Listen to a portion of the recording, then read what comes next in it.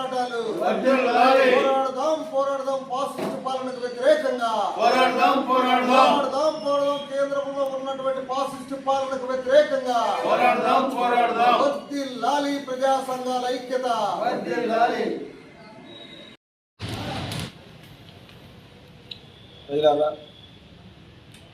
పౌర హక్కుల సంఘం 5 దశాబ్దాలకు పైబడి ప్రజల సమస్యల మీద రాజీ లేని పోరాటం చేస్తూ ఈ సంఘంలో పనిచేస్తున్నటువంటి 6 సీనియర్ నాయకులు ప్రాణాలు అర్పించడం జరిగింది. అట్లాగనే ఈ దేశంలో ఉన్నటువంటి బడుగు బలహీన వర్గాల కోసం, దళితుల కోసం, మహిళల కోసం, విద్యార్థుల కోసం, రైతుల కోసం, వారి యొక్క హక్కుల కోసం పోరాడి వాటిని సాధించే క్రమంలో ఎన్నో ఇబ్బందులు ఎదుర్కొని మరి ఈ రోజున పనిచేయడం జరుగుతూ ఉంది. అట్లానే పనిచేసే క్రమంలో మరి అరెస్టులు, జైలు నిర్బంధాలు కొనసాగుతూ ఉన్నాయి. ఈరోజు పరిపాలిస్తున్నటువంటి కేంద్ర ప్రభుత్వాలకి బీజేపీ ఒకటే సూటి ప్రశ్న, మీరు ప్రజలకు ఇచ్చినటువంటి హామీలని నెరవేర్చకుండా ప్రజలను నిర్బంధించి అరెస్టులు చేసి జైలు పాలు చేసి పరిపాలన సాగించే హక్కు మీకు ఎవరిచ్చారని మేము అడుగుతా ఉన్నాం.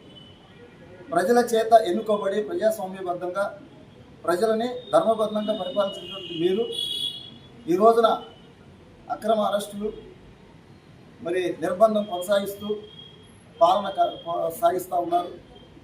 ఆదివాసీలు ఈ దేశంలో చాలా వెనుకబడినటువంటి ప్రాంతంలో నివసిస్తూ గూడు గుడ్డకు దూరమై తమ జీవనం దుర్భరంగా ఉన్నటువంటి పరిస్థితుల్లో వారిపైన మరి దౌర్జన్యకాండను కొనసాగిస్తూ అరెస్టు చేస్తూ మరి ఈ రోజున ఇబ్బందులు పాలు చేస్తూ ఉన్నారు. అట్లానే మీరు ఇచ్చినటువంటి ప్రజలకు ఇచ్చినటువంటి హామీల్లో భాగంగా మరి నల్లధనాన్ని వెలికి తీసుకొస్తా ఉన్నారు, ప్రజలకు పంచిపెడతా ఉన్నారు. ప్రియమైన ప్రజలారా, 2026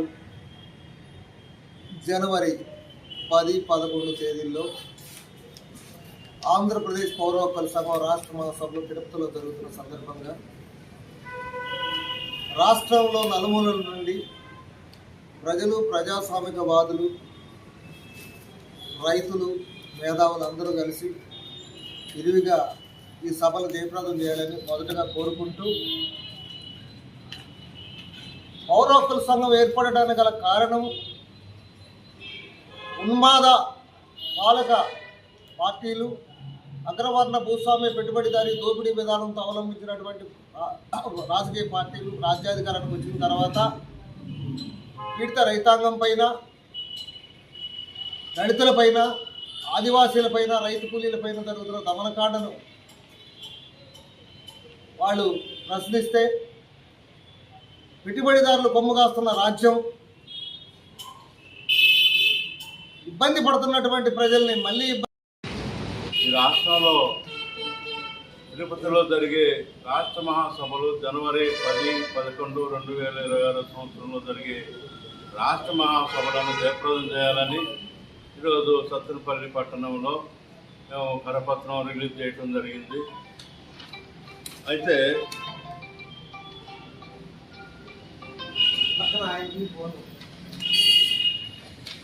కేంద్ర మంత్రి అమిత్ షా ఏం మాట్లాడుతున్నారంటే, మార్చి 2026 లోపు నక్సలైట్ రహిత భారతదేశాన్ని ఏర్పాటు చేస్తాం, మావోయిస్టులందరినీ అంతం చేస్తాం, మావోయిస్టు రహిత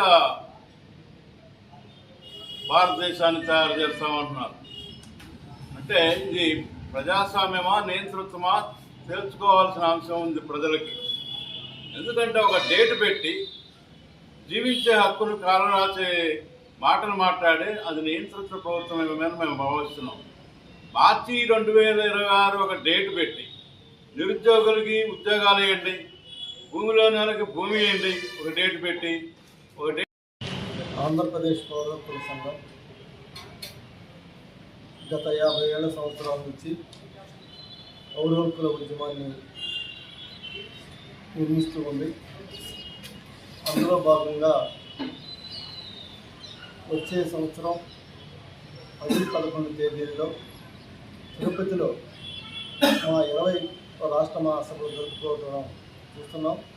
అందులో భాగంగా ఈరోజు సత్తనపల్లిలో ఆహ్వాన కమిటీ తరపున వేసిన కరపత్రాన్ని మా సంఘం విడుదల చేస్తుంది. పౌర హక్కుల సంఘం ఈ 50 ఏళ్లలో రాజ్యం చేస్తున్న నిర్బంధానికి వ్యతిరేకంగా, అది జరుగుతున్న ఫాసిస్టు విధానాలకు వ్యతిరేకంగా ప్రజల్ని చైతన్యవంతం చేస్తూ